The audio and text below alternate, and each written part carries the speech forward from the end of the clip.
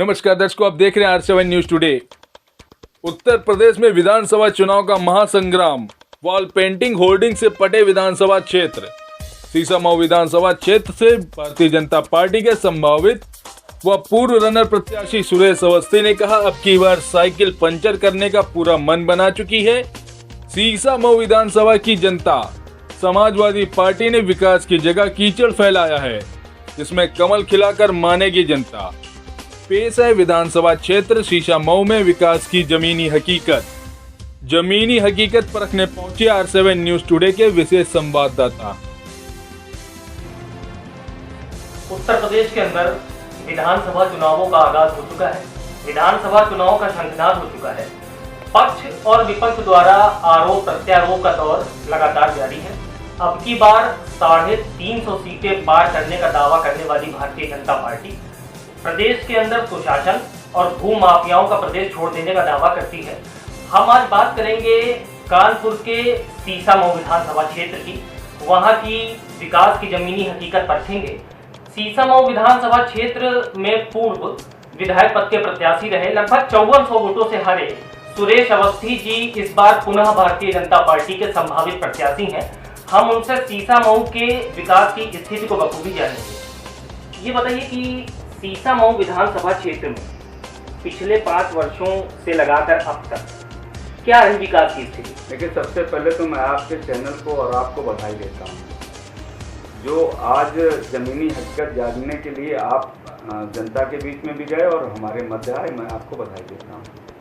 सीसामऊ विधानसभा लगातार जब से सामान्य हुई या उससे पहले की, इस यहाँ पर एक परिवार का 25 वर्षों से कब्जा है, जिसमें 3 बार से समाजवादी पार्टी जब से सामान्य हुई, 2 बार से उनका है। यहाँ पर ना तो चलने के लिए रोडें हैं, ना यहाँ पर स्वास्थ्य सेवाएं हैं, ना अच्छा कोई स्कूल है, ना आप ये समझ लीजिए छोटी छोटी चीज़ों से पीने का पानी तक की व्यवस्था नहीं है, और यहाँ सीवर की निकासी की व्यवस्था नहीं है।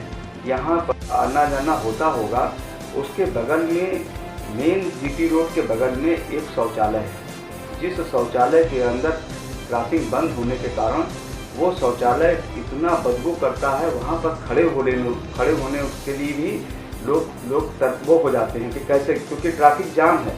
आप विधायक को ये भी नहीं सोचता कि, और ये आज की समस्या नहीं है, ये लंबे समय से समस्या है, लेकिन विधायक की जून नहीं उठता। यहाँ पर आप देखिए, छोटी सी एक बड़ी मार्केट है, एशिया की सबसे बड़ी मार्केट आपकी पी रोड बाज़ार है। पी रोड बाज़ार में आप जाकर स्वयं देख लीजिए कि वहाँ पर लेडीज़, इतनी बड़ी मार्केट लेडीज़ की है, लेकिन वहाँ पर कोई भी लेडीज़ का शौचालय नहीं है। व्यापारियों ने एक बार नहीं, सैकड़ों बार विधायक जी से कहा, लेकिन उसकी व्यवस्था विधायक जी ने नहीं कर दिया। यहाँ आपको मैं बताना चाहता हूँ कि सुनहरी मस्जिद के पास एक रोड है, उस रोड के ऊपर 3 साल से लगातार वो रोड खराब है। विधायक जी के पास न जाने कितनी बार लोगों ने आह्वान किया, और उसके साथ साथ एक वहाँ पर गली जो सवर्णों की गली है, लेकिन वहाँ पर इतना सुअर बाड़ा रहता है कि लोगों ने बैनर डाल दिया कि ये सुअर वाली गली है। और भ्रष्टाचार तो पूर्व की सरकार का इस समय इतनी सर चढ़ के बोल रहा है।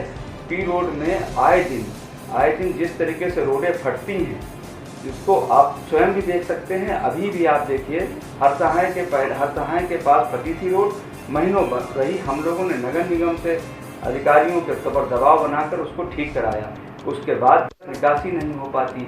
दूसरी विधानसभाओं में हम देखते हैं, स्वास्थ्य सेवाओं में कोई 100 बेड का अस्पताल बना रहा है, कोई 50 बेड का अस्पताल बना रहा है। हमारे विधायक जी को परिकल्पना भी नहीं है कि हम कहीं पर 50 बेड का, 100 बेड का कोई अस्पताल बना दें, कोई अच्छा सा स्कूल खोल दें। यहाँ ये मान के चलिए कि सिर्फ विधायक जी की चारागाह है। ये सिर्फ यहाँ पर वो प्रॉपर्टी का काम करते हैं। यहाँ पर लोग परेशान हैं। सबसे बड़ी संवेदनाएं तो जब पूरी होती हैं कि विधायक जी का 15 साल से इस विधानसभा में कोई कार्यालय नहीं है, और जो कार्यालय भी है वो तो रिजवी रोड पे है, उन गलियों में, तंग गलियों में है, जहाँ पर हिंदू समाज का आदमी जाने में घबराता है। इनको तो सिर्फ वोट के सौदागर हैं, चुनाव के टाइम पर आते हैं, ज़्यादातर टाइम विदेश में रहते हैं, और बाकी बचा हुआ समय इनका कारोबार में जाता है, प्रॉपर्टी के काम में जाता है।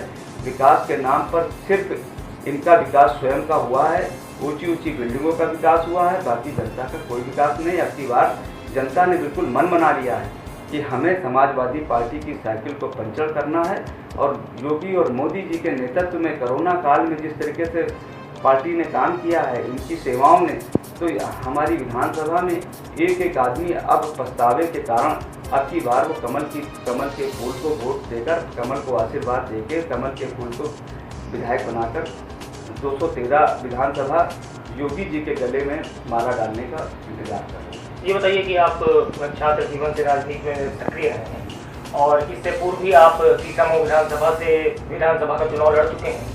अब की बार अगर पार्टी आपको सीतामऊ विधानसभा क्षेत्र से प्रत्याशी बनाती है तो चूंकि जनता की भावनाएं और संवेदनाएं आपके साथ जुड़ी हुई हैं, तो प्रथम दृष्टया विकास के वो कौन से कार्य होंगे जो आपके द्वारा किए गए? देखिए, सबसे पहले तो मेरी जो प्राथमिकता होगी, क्योंकि मैं छात्र संघ का महामंत्री रहा हूँ, अध्यक्ष रहा हूँ, सबसे पहले तो जो मूलभूत समस्याएं हैं, चाहे सीवर की निकासी हो, पानी की हो, रोड की हो, उसके बाद मेरी प्राथमिकता होगी कि यहाँ अच्छा विद्यालय हो, स्वास्थ्य की सेवाएं बहाल हों। जैसे अन्य विधानसभाओं में 100 बेड का अस्पताल बन रहा है, वैसे ही यहाँ पर किसी CST को डेवलप करके वहाँ पर 100 बेड का या 50 बेड का जितना भी हो सकता होगा वो हम बनवाएंगे। और सबसे पहले तो एजुकेशन के ऊपर हम ध्यान देंगे कि यहाँ एक अच्छा विद्यालय होना चाहिए और यहाँ पर मूलभूत जो समस्याएं हैं वो समाप्त होनी चाहिए। एक अंतिम सवाल है आपसे। आमतौर पे देखा ये जाता है कि जनता जब किसी भी व्यक्ति को विधानसभा, राज्यसभा चयनित करके भेजती है तो वो जनता के हित के लिए कार्य करता है।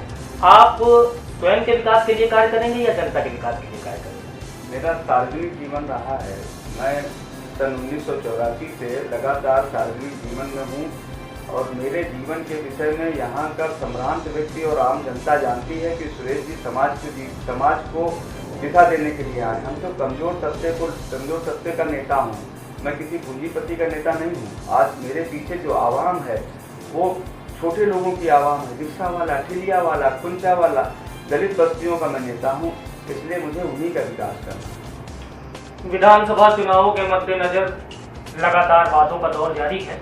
अब देखना यह है कि मैदान में पार्टियों द्वारा उतारे गए प्रत्याशी अपने किए गए वादों पे कितना पूर्ण होते हैं, किस तरीके वो जनता का विकास करते हैं, विधानसभाओं की सड़कें खस्ता हाल हैं, उनके विकास के लिए वो कैसे काम करते हैं।